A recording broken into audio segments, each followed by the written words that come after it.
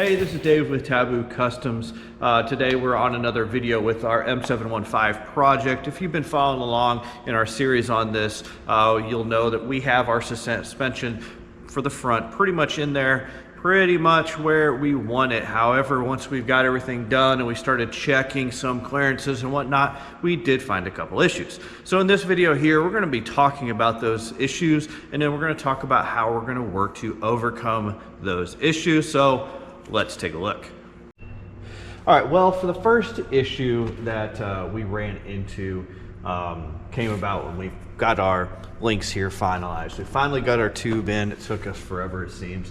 We got these welded up, and once we got them in and we said, okay, we're looking at it, said, well, what we really want in a perfect geometry setup would be the track bar back here and the drag link up here to be parallel, and then also roughly the same length. The length is pretty good. We're really close in the length. However, the issue we have is that they are not really as parallel as we would want them. It might be a little bit deceiving in the camera, because what it is this Pitman arm is actually about an inch lower. It'll be a lot higher. It's just loosely put on there. So with that, this drag link sits much more at an angle than the track bar is. So what can we do with that? How are we going to work on adjusting or fixing that? Well, the first thing we did is, we have adjustment in our track bar. So we lowered the track bar, raised it on the frame end, got it to where it sat. We did check, make sure we had clearance here, because if you're going to do that, you're going to want to make sure you do have enough clearance for everything, and that got us much closer. But we are still, in our opinion, a little bit farther off. We know we can get it better. So the next steps we can do is look at our Pitman arm. We can change our Pitman arm. So let's take a look at the current Pitman arm we're using, and it's not going to take much, and our Pitman arm that we're going to be swapping to. So on the right here, we've got our original Pitman arm. Now this is a Pitman arm off of essentially a stock Cherokee. Roughly is about I think a 2.5 or 3 inch drop on it. Since we really, we're actually really close, we don't need a ton, but I knew we could get a little bit better by swapping the Pitman arms. Now this is a early Grand Cherokee, so a ZJ Pitman arm, stock Pitman arm. These Pitman arms have the same, because they use essentially the same steering box, so the mounting is the same up here. However, they are about a inch more as far as the drop goes. So I knew, making that simple, easy change would, help us to get to better geometry. Also, you're able to get these already drilled and tapered. This one came from Stinky Fab Racing here, drilled and tapered to accept the GM 1-ton tie rod ends. All right, so we've swapped out the Pitman arm with the new ZJ Grand Cherokee Pitman arm, and you can see it looks pretty good. This end will still go up a bit because it's not on there all the way. We just stuck it on there and tightened the nut up where we could, but much better as far as the geometry goes. We're happy with this, so we'll be able to move on. We know the geometry is good with the steering, so we shouldn't see any issues.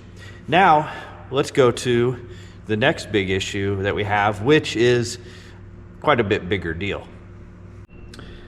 Now for the next area is going to be tire fitment, especially tire fitment at full lock. When designing the suspension, obviously there's a lot of things that we're thinking about, and we were thinking about tire fitment.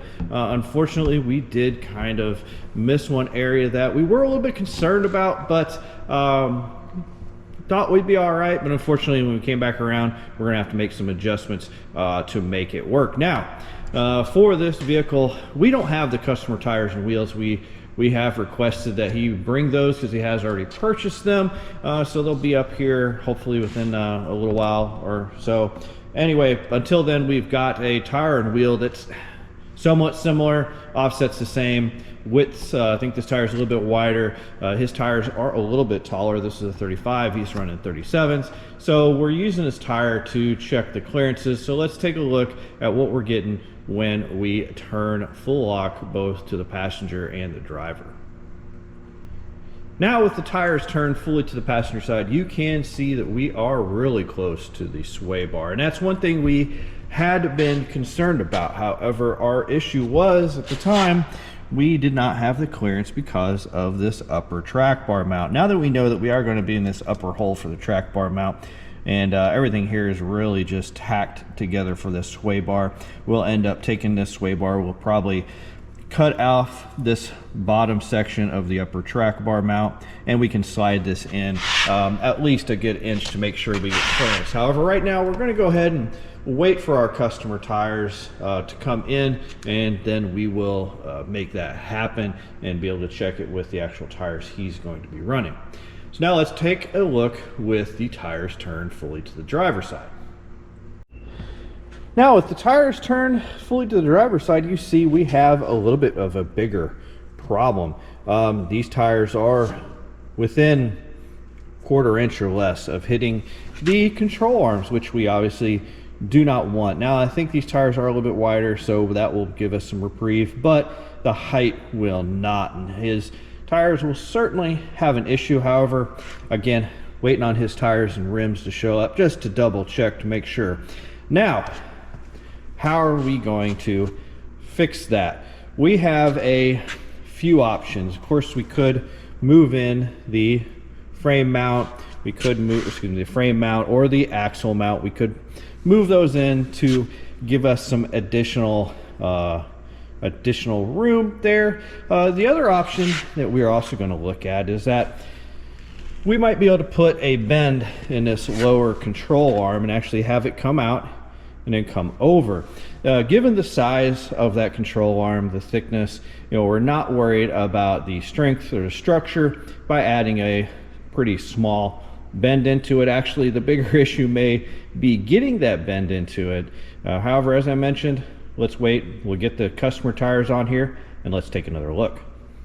All right, well, here we are. Now we've got the customer tires. So he's planning on running these Patagonia's 37-inch tires with these wheels. Now looking at it, just as we expected, we are going to have an issue with our clearance with our lower control arms there with these tires in place. So we've got a few options here as we move forward. Thought about maybe trying to put a bend in this lower control arm, but that really would only work if we decide to run a bushing in one end or the other. So that would keep that from spinning with times on both ends. We wouldn't be able to keep that bent lower control arm always in the same place, and you don't want it moving a lot on you while you'd be driving it, obviously. So we're probably going to be stuck with this being closer to the axle end. Of course, makes more sense, and we have the space on both sides. Probably to take and move this axle end an inch over, give us some more clearance. We are going to have to rebuild some of the area that we had our bump stop, which is fine because I wasn't really happy with the bump stop and half hitting that plate down there, and I planned on doing something with that. This just kind of reinforces that we're going to end up having to cut some of that plate off there, because that plate has to be cut back so that we have the clearance down here for droop whenever the suspension droops.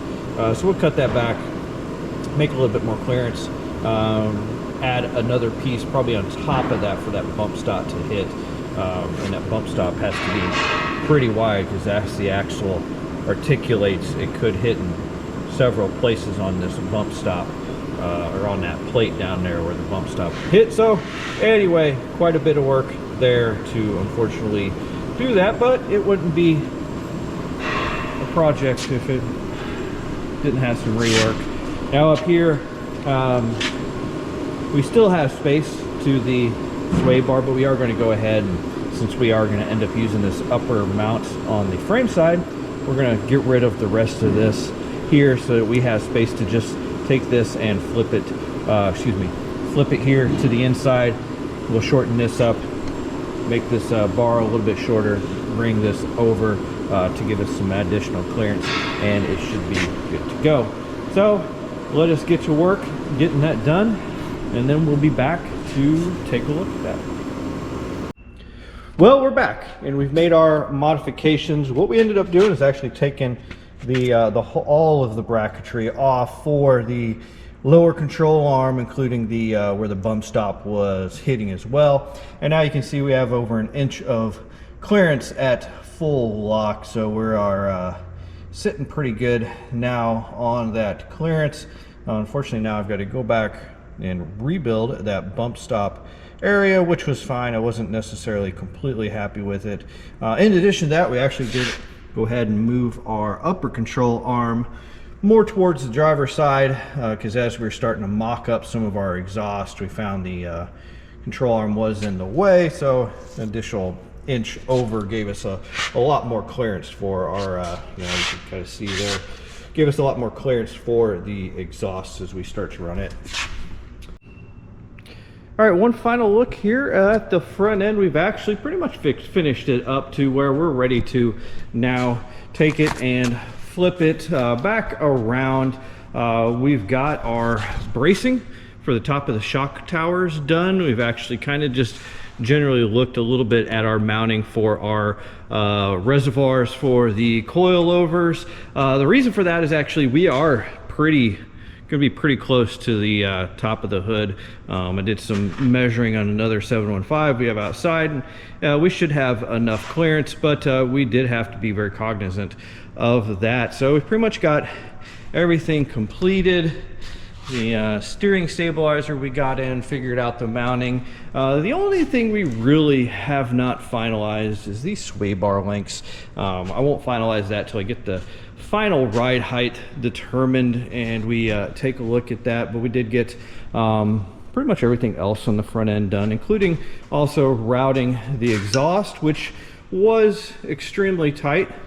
We'll actually be doing a little bit of grinding on the transfer case over here just to make it a little bit of extra clearance and you know, to get what we can out of it. But pretty much this will do it for the front end of the M715, and we thank you for watching. I know these videos take a while for us to get out, but this is a project we're kind of working on in between everything else. So thank you again for watching. As always, a like or subscribe is greatly appreciated, and you can visit Taboo Customs for Jeep parts, accessories, dress repair kits, skid plates, all sorts of stuff. So thanks again.